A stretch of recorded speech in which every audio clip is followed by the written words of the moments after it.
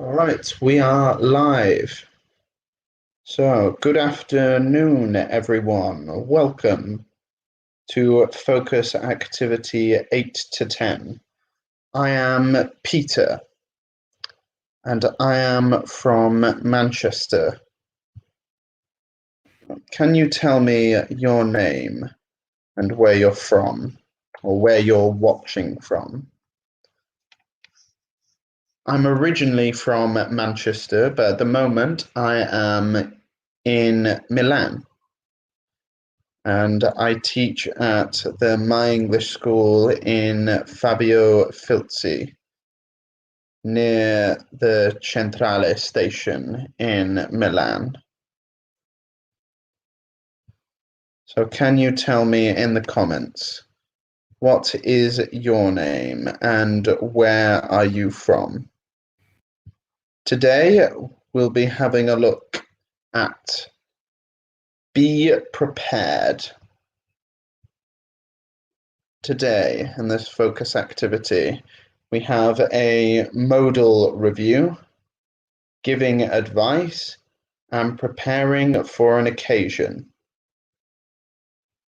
So we'll be doing different types of language today.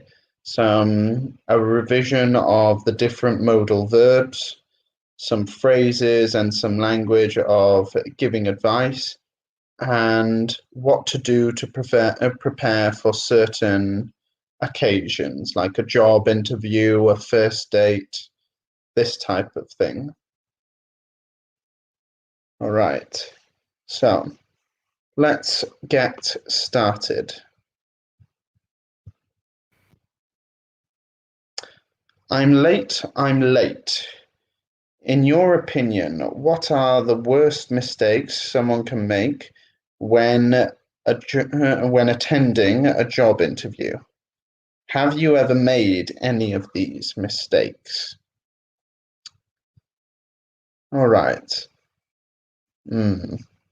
So can you tell me at home, what are some of the worst mistakes someone can make when attending a job interview? Or can you write in the comments?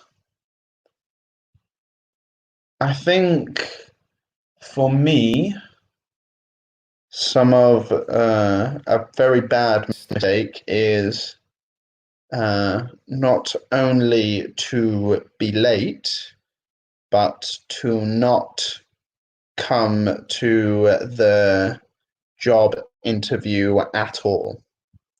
I think that's one thing that is very bad to do. Another thing that is bad to do for a job interview is to not wear professional clothes. So, for example, if you turn up in your pajamas, you do not make a good impression. I also think that another mistake that you can make when attending a job interview is to have done no homework on the job, on the company you are applying to, these types of things. I have in my life made some of these mistakes, but not for any of the important job interviews. Sometimes in the past, I used to do job interviews so I could practice for the kind of job that I wanted. But in terms of making these mistakes for important job interviews, it's not something that I have ever done. What about you at home? What are some bad mistakes that you have made at home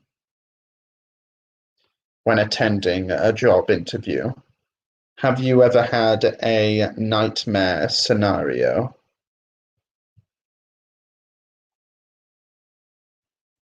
A nightmare scenario in a job interview.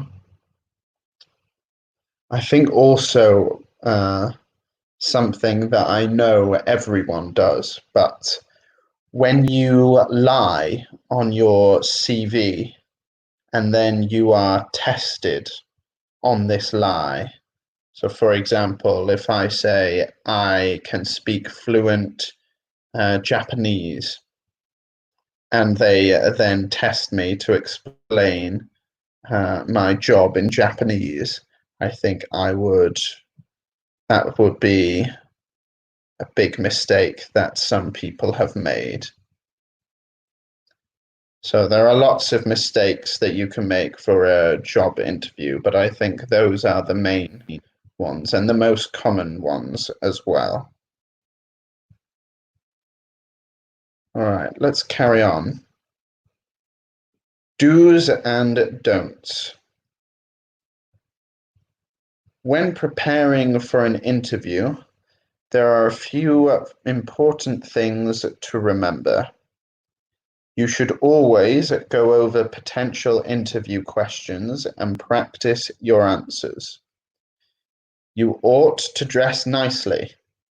Unless you live in Hawaii, you had better not turn up to an interview in shorts and a t-shirt.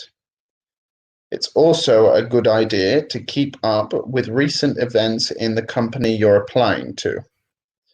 By doing this, you will come across as a knowledgeable, intelligent candidate. Remember, first impressions are very important, so follow these simple steps to make sure you stand out from the crowd. Hello, Elisa, welcome. From the countryside of Milan. Okay, very fortunate, Elisa. Okay. So we have a few different parts of language we can study here. If you have any questions or there is any vocab that you do not understand, please feel free to write in the comments and I can try and help you.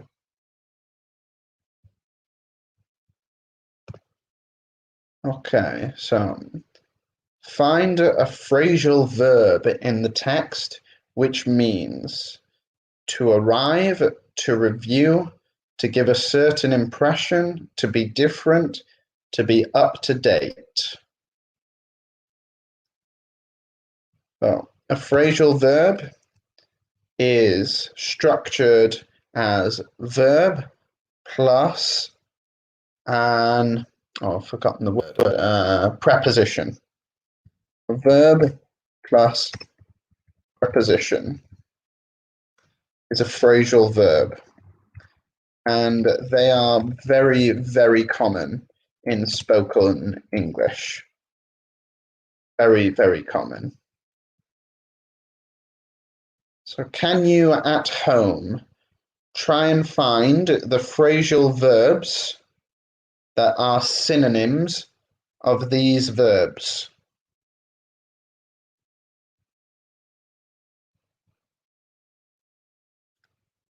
So what is a phrasal verb for to arrive?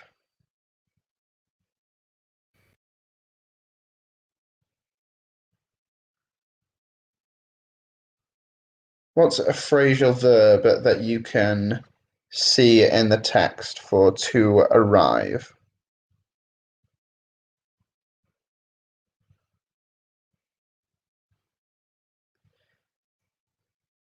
I'll give you a clue. It is followed by a semi-modal. All right. Before there is a semi-modal and then there is the phrasal verb. The first phrasal verb, I think, is to turn up. Yeah, to turn up. Okay. What about the second one? What is the second phrasal verb that is a synonym for to review? To review?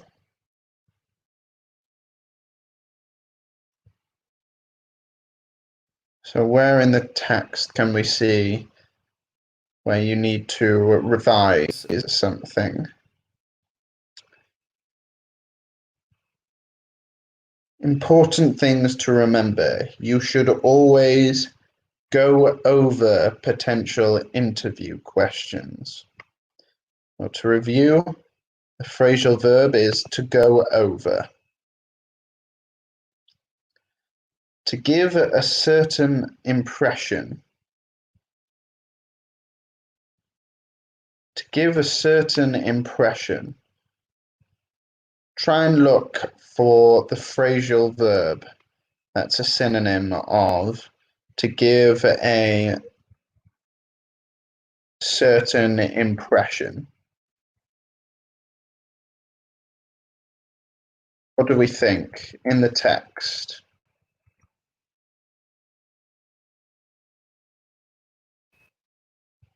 To give a certain impression.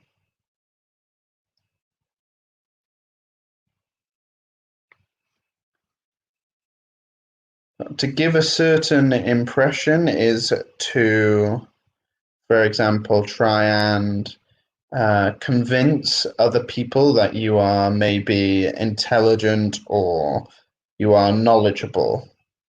So the verb is to come across as something. Very important, we include the to come across as. So the word as is important. To be different. To be different. Have a look at the last sentence for me. Excuse me. Have a look at the last sentence for me. Remember, first impressions are very important, so follow these simple steps to make sure that you stand out from the crowd. If you stand out from the crowd, there is something different about you. For example, if there are 10 people, 9 people are wearing blue, one person is wearing red, then the person in red stands out. And the last one, to be up to date. To be up to date. Where do you think we can see a phrasal verb for to be up to date?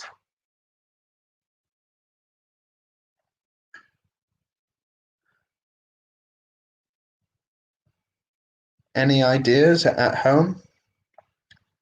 To be up to date.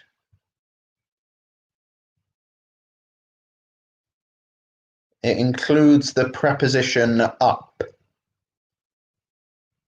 So I think it is to keep up with recent events. To keep up with something is to be up to date with something. Okay. So lots of phrasal verbs there in the text. Remember, phrasal verbs are very important because they are very common in spoken English. Okay. We can also see some semi-modal verbs and some modal verbs.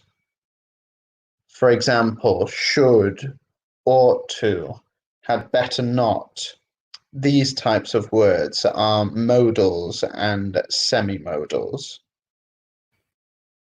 Okay, so let's continue. Do's and don'ts. Number 1. A well-written CV will help you from the other candidates. So number 2, you should never late to an interview. You ought to the information on your CV to make sure it is correct and up to date. In order to be a good candidate, you must new developments in your industry. And finally, pay attention to your body language. Sit upright, up straight, make eye contact, smile, and don't fidget. This will help you confident and focus. Okay, so hello, Yashal, welcome. Okay, which phrasal verb do you mean for to be ready?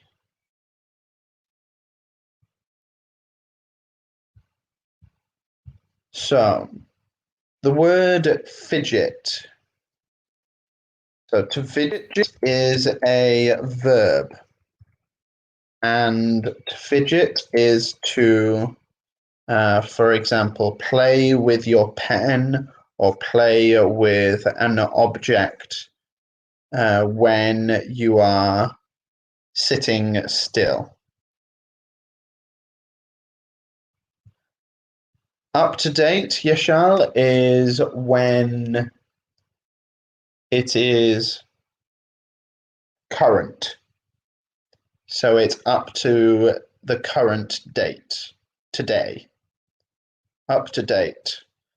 For example, if you have a CV that is up to date, then your CV is correct for today. All right? Oh, to fidget is to it's to play around whilst you do something. It's normally a small hand movement when you're nervous or impatient. But to fidget is to make small movements.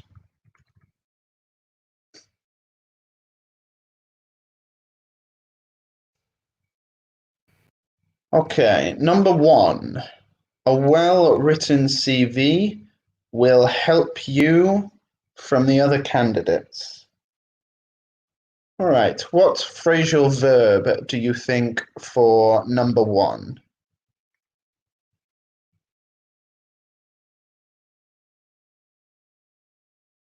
What phrasal verb do you think is the correct answer from number 1?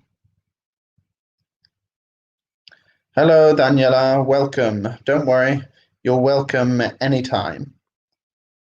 So can you tell me the answer to number 1? A well-written CV will help you. So you want your CV to make you look different, to make you look better than the other candidates. Exactly. Well done, Daniela. Very good. Number 1, stand out. Number 2, you should never late to an interview. Do you remember the phrasal verb that is a synonym for to appear? You should never appear late to an interview. Which phrasal verb is for to appear? Nice. Well done, Daniela. Very good. To turn up. Well done, Elisa. Yeah, nice. Good answers. Number 3, you ought to the information on your CV to make sure it is correct and up to date. So number 3, you should or you ought to. Okay, we have an answer. Nice. Well done, Elisa. Very good. Ought to go over. Go over is to review something, to revise something. Number 4, in order to be a good candidate, you must new developments in your history, in your industry. All right, so if you want to appear as someone who is knowledgeable about current news or current affairs in the world, what phrasal verb can we use? You must. What do we think? You must keep up with new developments in your industry. And finally, number 5, obviously come across as.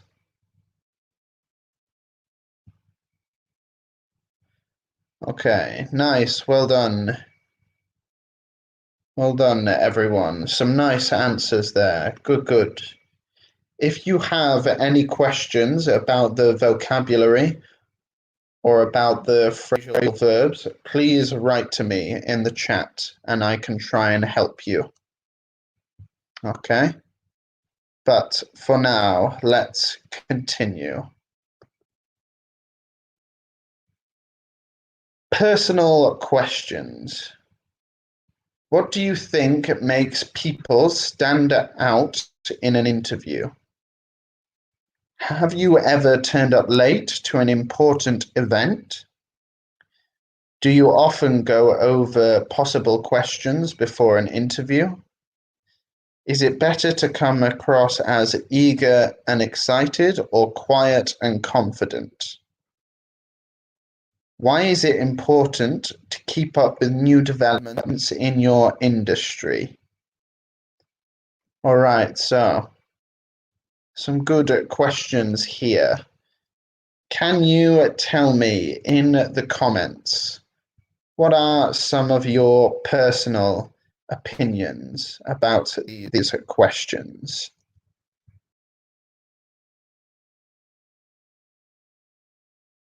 What are some personal opinions that you have? So in your personal opinion, what makes a person stand out from the crowd?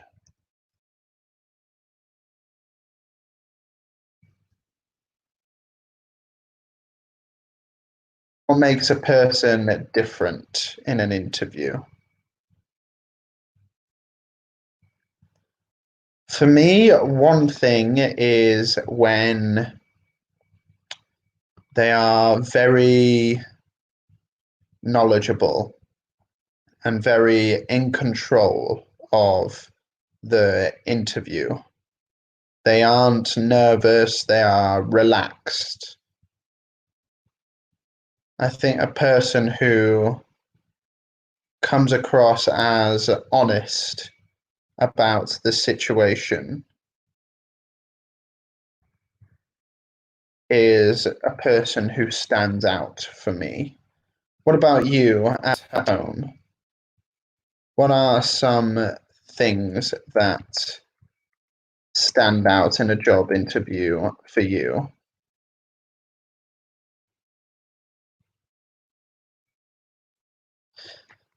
Have you ever turned up late to an important event? Yes, numerous times, I think. So, Yashal, confidence, yeah.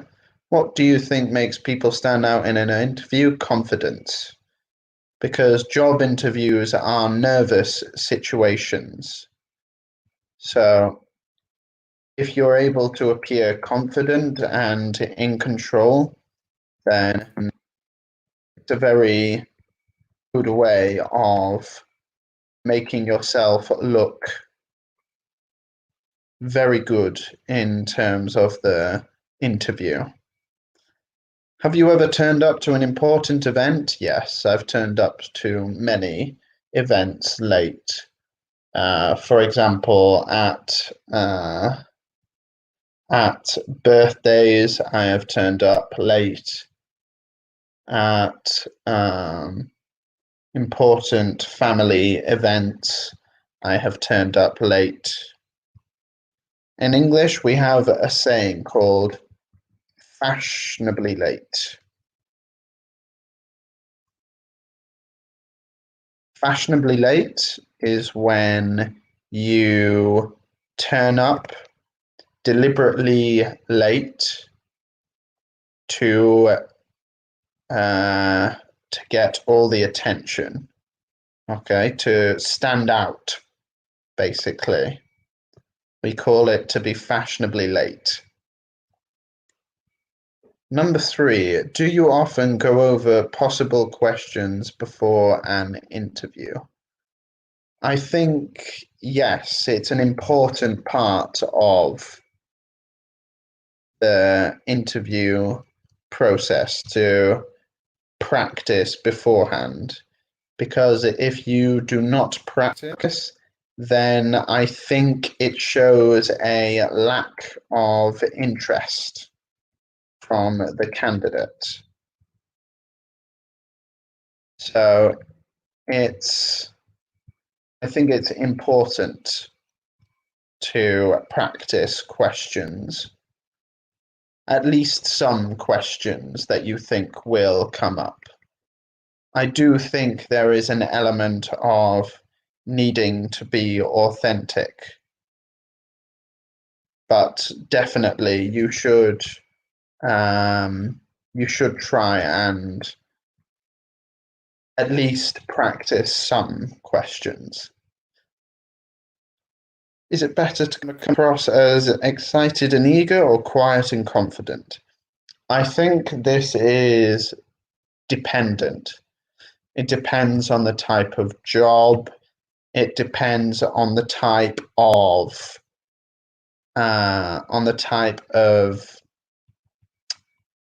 person that is interviewing you. Sometimes it is best to come across as excited and eager. If it's a job that requires a lot of energy or working with children, maybe. But quiet and confident if it's a job that requires a lot of attention and a lot of focus. So it depends really what kind of job that you're going for. And finally, number 5, why is it important to keep up with new developments in your industry? I think it's important because you need to know how the industry might change your work and how you might earn a living. And if you're going for a job interview, it shows a level of interest in the subject. So I think it's very important to try and keep up to date with what is happening in the industry. But those are just my personal thoughts. What do you think at home? You can tell me in the comments. What do you think at home?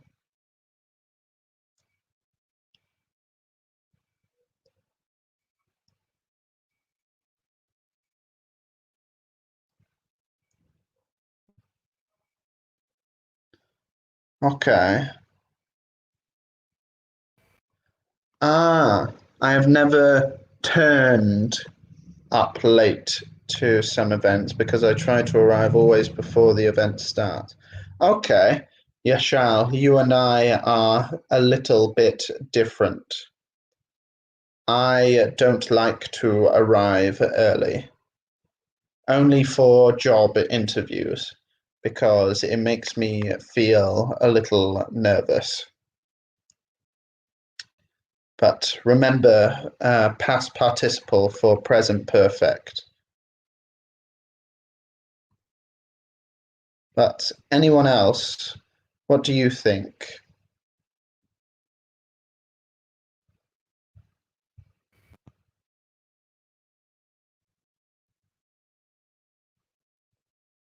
Okay, let's continue.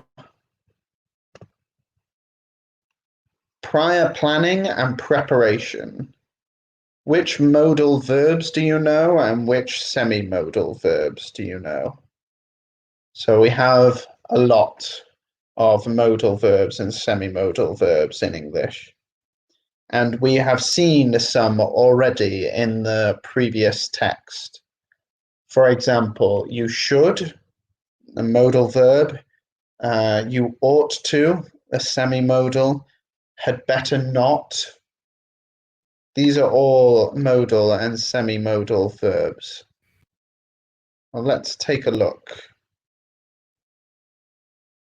In pairs, think of one example for how you should dress for an interview, something you had better not say in an interview, something you don't have to bring to an interview, something you ought to do in an interview, something you mustn't do in an interview, something you should do before an interview, and something you have got to bring to an interview. So here we can see a mixture of modal and semi-modal verbs. Okay, so should is a modal verb for advice. You should eat 5 fruit and vegetables a day. Had better or had better not in the negative term is a semi-modal verb for advice or for a warning. An advice or for a warning. Don't have to is a semi-modal verb for something that is optional. You don't have to take off your shoes when you enter someone's house, but sometimes it is polite. Ought to is a semi-modal verb for advice, and mustn't is a semi-modal verb for negative obligation. Okay, so let's look at the examples. How should you dress for an interview? What do you think at home? How should you dress for an interview?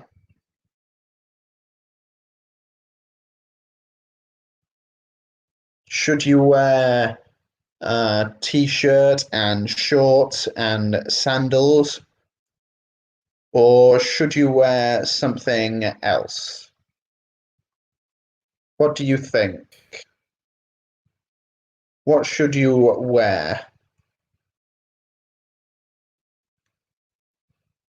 to an interview?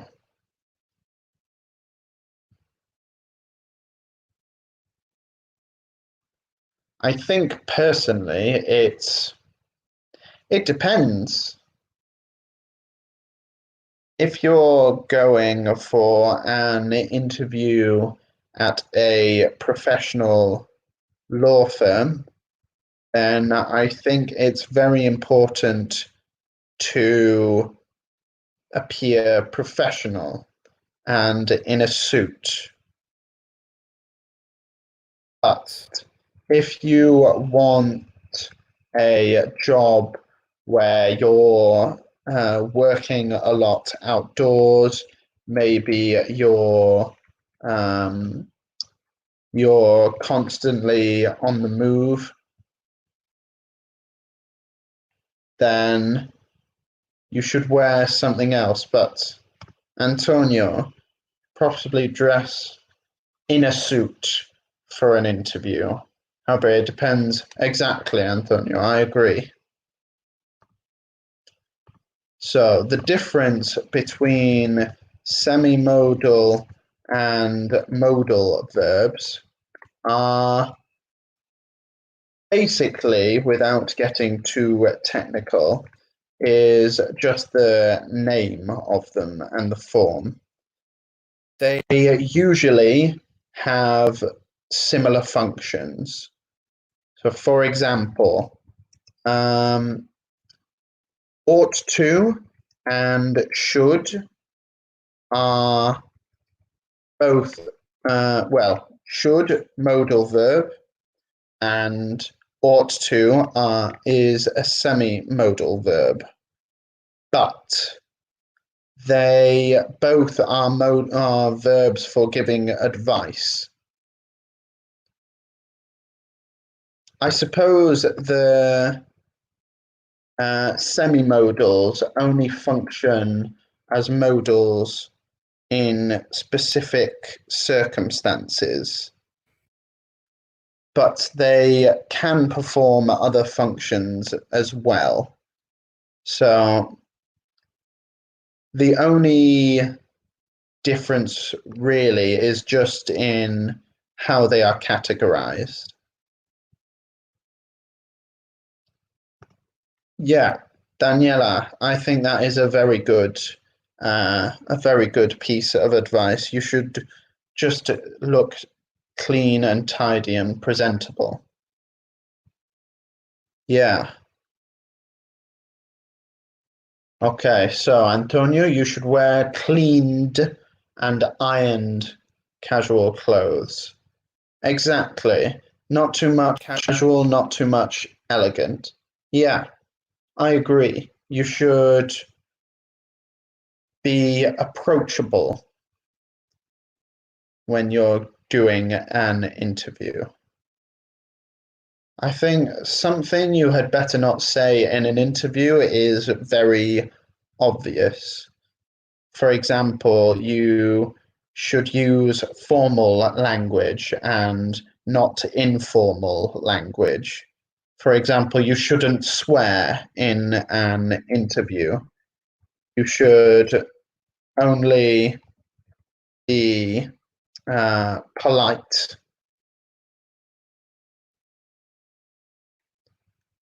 So it's something that can be, yeah, you should just be aware of your situation when you're having an interview. Try and speak with a certain formality. Okay. So semi-modals are made of two words, like have to, ought to, have got to, but sometimes the semi-modal, for example, might as well. It's two or more words, but not always followed by the word to. But good point, Antonio. Nice. Something you don't have to bring to an interview. You don't need to bring lots of things. I think the better one is what you have got to bring. Normally, you've got to bring your CV, maybe, and anything that they have previously asked you to bring. I don't think I personally have brought any particular object to an interview, but it might be something that people might need to do in specific jobs, but in teaching, nothing that I can think of. Something you mustn't do in an interview. Okay, something you mustn't do in an interview. There are lots of different things you shouldn't do in an interview. For example, you shouldn't swear, you shouldn't insult, you shouldn't be drunk, you shouldn't be you shouldn't be in the wrong place at the wrong time for the interview, you shouldn't be late. There are lots of different examples for this one. Okay.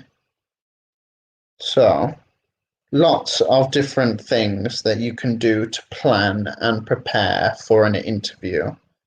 But let's have a look now at a job agency. You work for a job agency. These people all have an interview coming up. Give them some advice to help them be at their best. What could they do differently? Think about clothing, attitude, appearance, body language. All right. So can you at home give these people some job interview advice using modal and semi-modal verbs?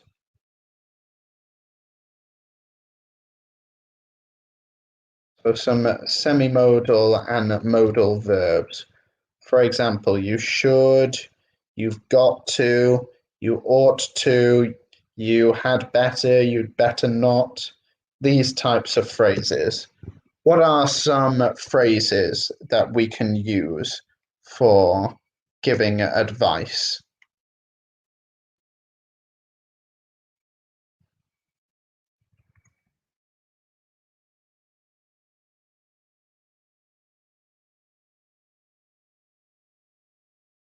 Some different phrases that we can give to these people. So, for example, in picture number 2, the person doesn't look very interested or very clean and tidy. So, what can we say to the person in picture number 2 to try and get him ready for a job interview?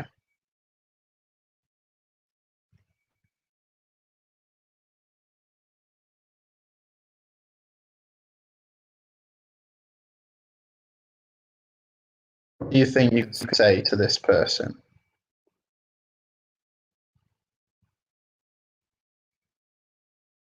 I think one thing you could say to him is,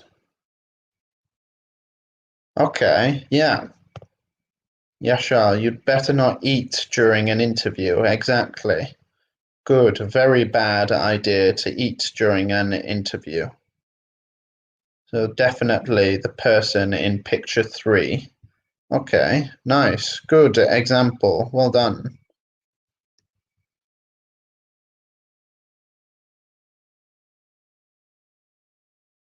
What about another one? In picture 2, you ought to change clothes and wear a suit. Ooh, Daniela, a lovely phrasal verb. He comes across as a lazy person. Really nice, yeah. Good, good. Picture 1.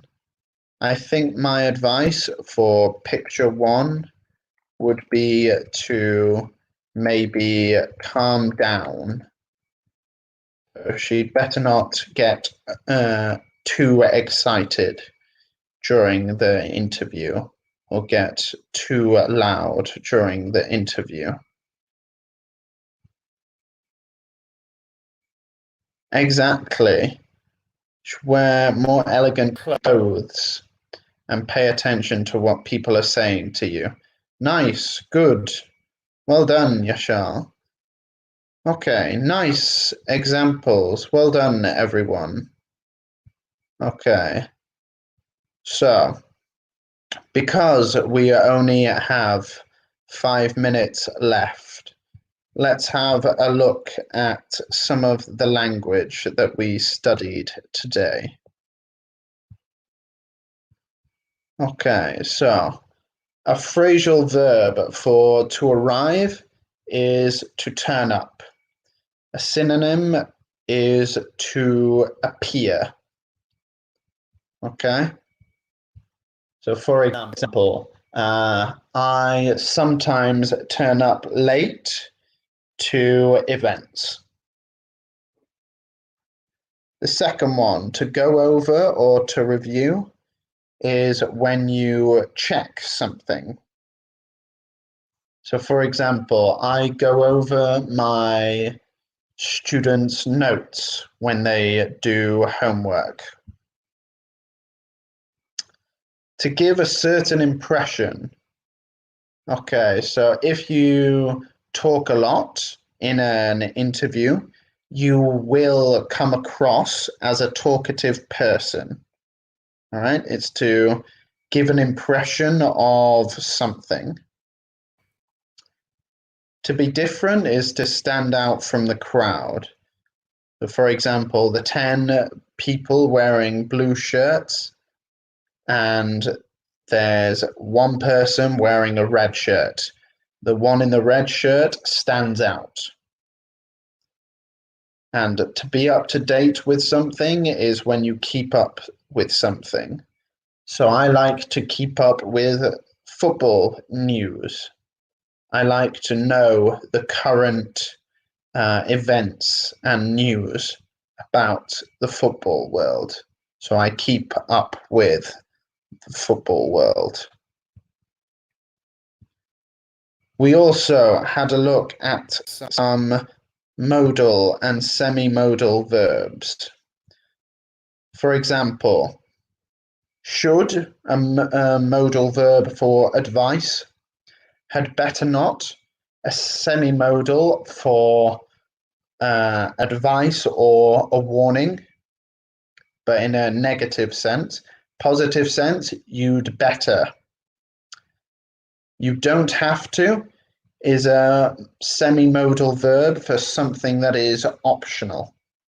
For example, you don't have to eat all of the food on your plate, but it is polite. You ought to is a semi-modal verb for advice. It's a synonym of you should, but it's more formal. You mustn't is a negative obligation, a semi-modal of negative obligation. And have got to is a semi-modal of strong obligation. We also learned the new word to fidget. To fidget is to make small hand movements. Most common are in the hands and in the feet. So when you think you are doing nothing, sometimes people fidget and they start going like this, or they start moving their feet. Okay. All right, that is it for today. Thank you for joining me. And remember, we have webinars for every level, every hour. So please continue to join us in learning English, and we can hopefully see you in school very soon. But for now, bye-bye.